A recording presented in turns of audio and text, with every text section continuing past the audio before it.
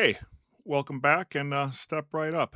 Glad to see you've come back for, I believe this is number seven or number eight, but who's keeping track? Unfortunately, this is one of those calls that teaches every police officer to use eventually everything that they've learned. This was not that call. This was much worse. I had to find a bathroom. Now, you could call it, we have police officers have codes for everything for nearly emergency.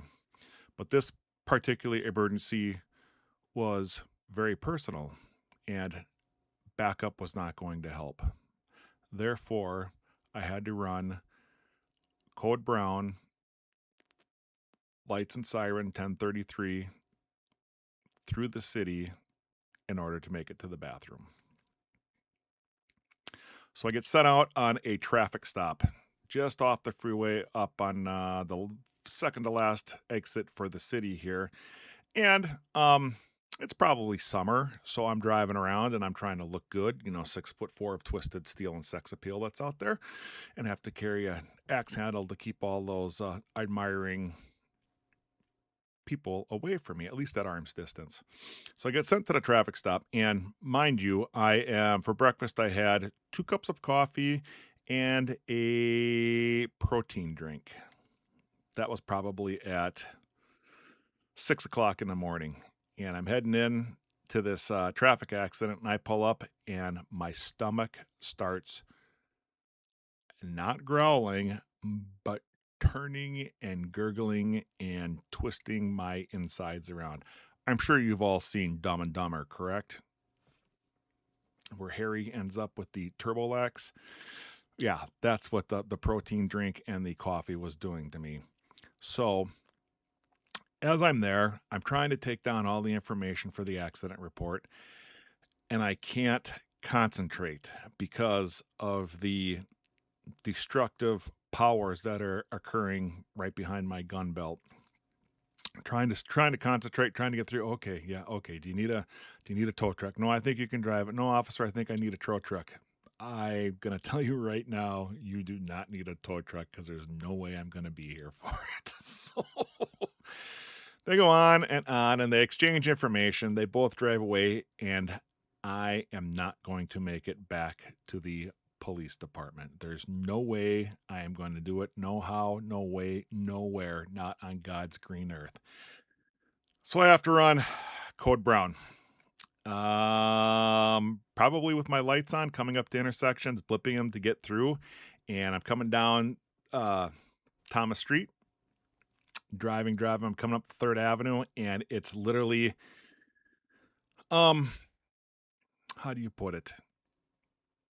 It's like having hiccups, but at the wrong end. And as I'm driving down and I'm just trying to hang on, I'm hanging on for dear life, and it's a white knuckle trip, and it's like I'm bending my toes, crunching up my toes, trying to keep everything fresh, for lack of a better term. But I can just feel it, and I'm like,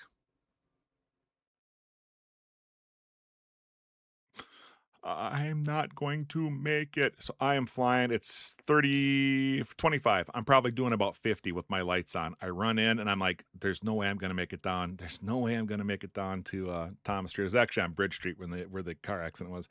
There's no way I'm going to make it down to Thomas Street, make the left-hand turn and get to the police department. So we've got the bathroom, or we've got a little gas station right on the corner, and thank God it's open because it's 11:30 in the morning, almost noon. I go flying in there even before. I mean, I literally like lock them up, skid to a halt. Everybody's looking at me. People are probably thinking that there's a holdup going on. Throw the car in the park, open up the door, and pull my keys out. Hit the switch to keep the car running, to keep the air conditioning on, and making sure that I hit the front door, and by the time I hit the front door, I'm using my left hand and I am popping all my keepers off. I'm popping everything I can because it is going to be close. So I'm sitting there, I'm kind of doing the Charlie Chaplin walk, trying to get into the bathroom, and it's got to the point where literally you get to that it's like the dam is about to break, so to speak. So I go running in there, I get my last keeper off, pop my belt off, and in midair throw my belt, my radio, my gun that's on my belt, my handcuffs, everything that's on there, just throw them into the corner. And there's this big crash. Well, it almost pulls me over because my microphone is still hooked up to it and it just ganks me down like that. So I'm trying to land on the toilet, and literally right when I hit, we've got liftoff, so to speak. And I'm just sitting there, I'm like, feeling just like Harry there. Literally stop sweating. My vision comes back, my hearing comes back, my breathing returns back to normal. And I'm just sitting there with my head down. I'm like, all of a sudden, yeah, occupied. Officer, are you okay? Oh yeah, I'm fine. I'm fine. Just a normal bathroom run. Pull in there, get everything taken care of. Make myself presentable, put my gun belt back on, put my keepers back on, and go and buy a candy bar and a water so I don't look too conspicuous or inconspicuous, or however you want to call it. Doesn't matter to me. Do that, get back in the car, drive over to Marathon Park, put it in park, and I just feel shame. I feel shame for like 15 seconds, but I'm like, hell, everybody else has got to go through this. And I'm sure there's been a ton of you that have out there that have been doing, not even if you're not in law enforcement, running balls out trying to get to the bathroom and make it in time instead of having to do a bumper grabber on the side of the road. So one of the things that I've learned, thank God those people at the car accident didn't want to be too much of a chatty Cathy doll, and I was able to get there probably within seconds. Made my stop, walk out like there's nothing wrong, or made the bathroom stop, walk up there like there's nothing wrong, and I just sat in my squat. I'm like, you never can plan for this. The one thing I learned is no more protein drinks and no more coffee at the same time on an empty stomach on a Friday during rush hour. Thanks for stopping. And again, like and subscribe. It's really helping me out here. I truly appreciate it. Yeah, more stories to come. I'm just getting started, guys.